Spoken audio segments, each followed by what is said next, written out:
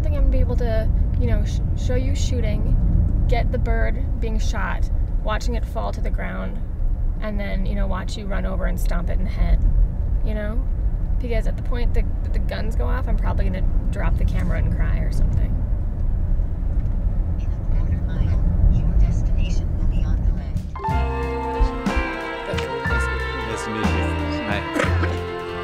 Camera?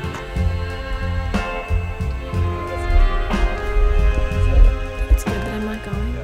Okay, this will work.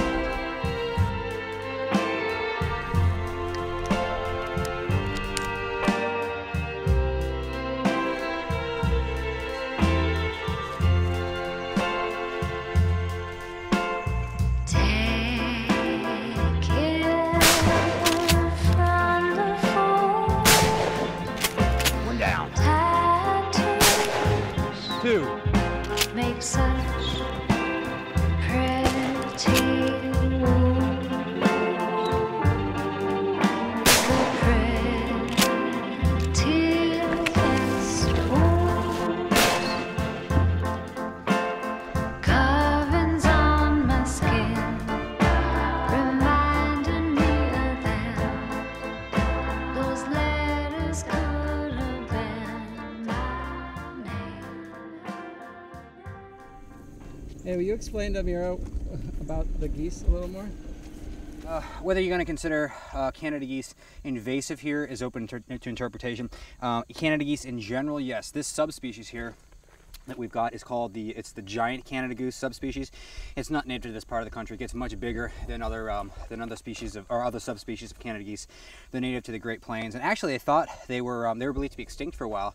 You know, I think it was in the late 1950s some biologists found a small remnant population on a lake in Minnesota. So they, from that little core population, they bred up lots and lots and lots of them. And around the same time, late 50s, early 1960s, a lot of goose hunters wanted more geese to hunt out in the eastern states. And so a lot of biologists thought, well, why don't we bring the giant Canada goose out here for people to hunt? And so they did. They started releasing them. The problem is, you take a migratory animal from someplace else in the world and just dump it, especially if it's been captive bred for a few generations. I mean, geese learn how to migrate from each other. And that's where how they learn the route in the first place. So these geese were just dropped out here. They had no idea where to go. What happens is they'll just sit on the same body of water year round. And so this has, you know, this makes them a nuisance species also. And whether or not something is a nuisance species is a question of, is it bothering human beings? Well, that's less of a concern to me usually than whether it's invasive and an ecological problem. I don't want to wipe out all Canada geese. I think people should be able to have them to look at them. So that's really where I'm coming from. As far as, you know, Jeff and the winery are concerned, you know, last year he said the varieties that they grow around here, he lost 15% of his crop.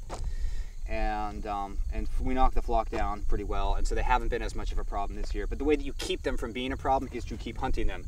You know, we want to keep the pressure on. We want some geese around, but you know, if we can take out a few, you know, here and there during the fall and eat them, I think the people are better off, and the wildlife is better off.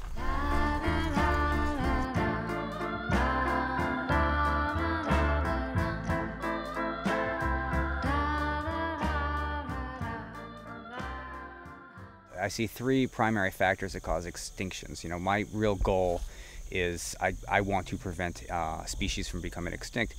And those three things I would say global warming is a big one. There is loss of habitat, that's huge. And the third thing would be the impact of invasive species. And I didn't really see that much work being done about invasive species, and I saw so many invasive species that could be removed really easily if anyone would just sort of, you know, bother going out and removing them. And so I decided to go and start looking, okay, what invasive species would be practical to use for food that could create a motivation for people to really go out and clear them out. So I thought, okay, you know, what's lacking is people that usually don't know how to cook with them. They don't have tactics. You know, there's no book you can pick up that tells you how to hunt nutria, for example.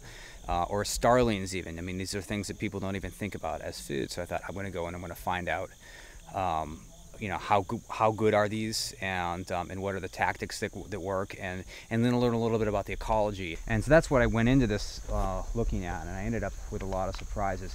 And right now I'm going to have to sort of focus in on these giant Canada geese as I get a little bit closer.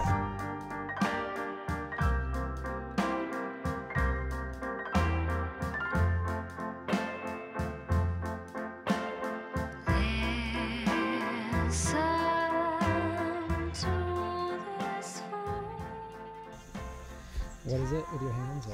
It's my mouth and the hands. It's gonna sound ridiculous if there's no geese around. That's good.